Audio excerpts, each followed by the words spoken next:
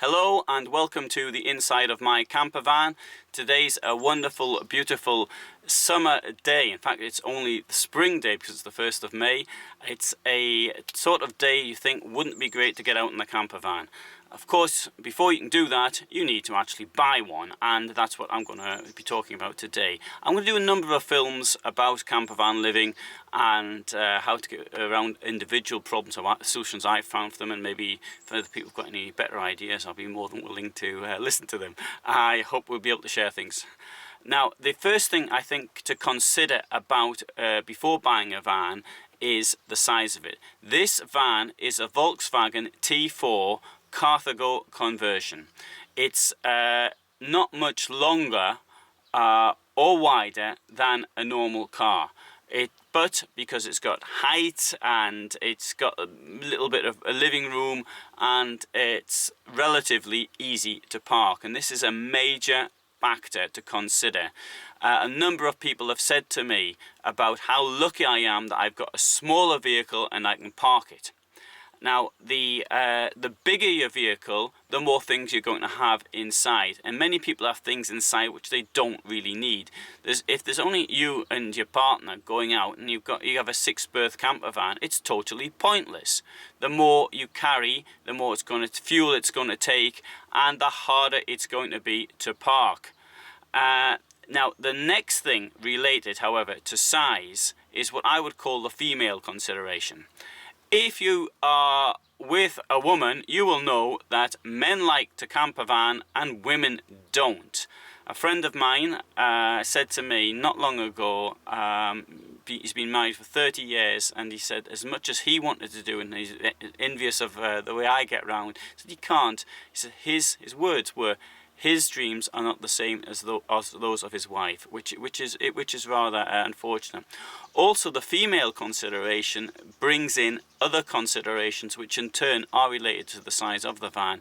For example, women may not be happy about using the toilet facilities and the washing facilities that men put up with.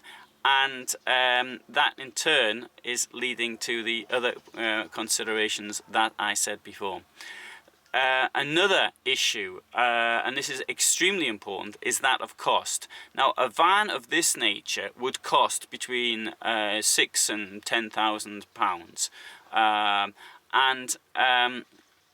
but added, that's to buy. Okay, you may think, well, that's not a lot, and you may think that's a huge amount of cash.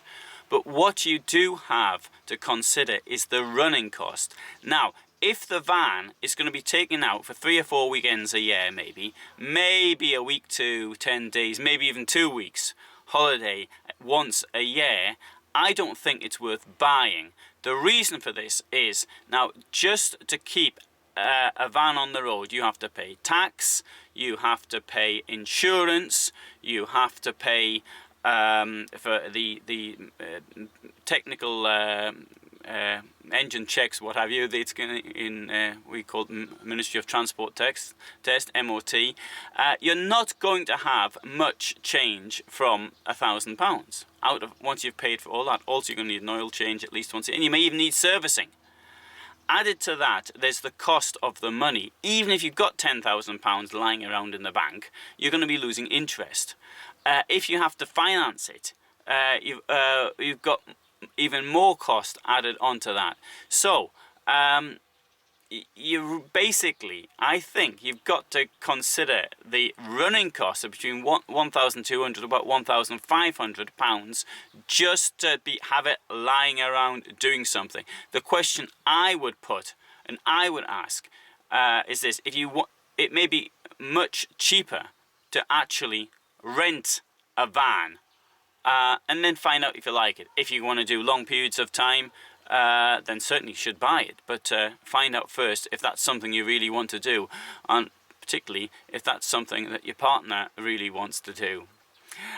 Right, so in future episodes, I think that's the right word, I'm going to show you the inside of the van and how I do things, but I've given you 1 or 2 considerations there to think about before actually buying a van.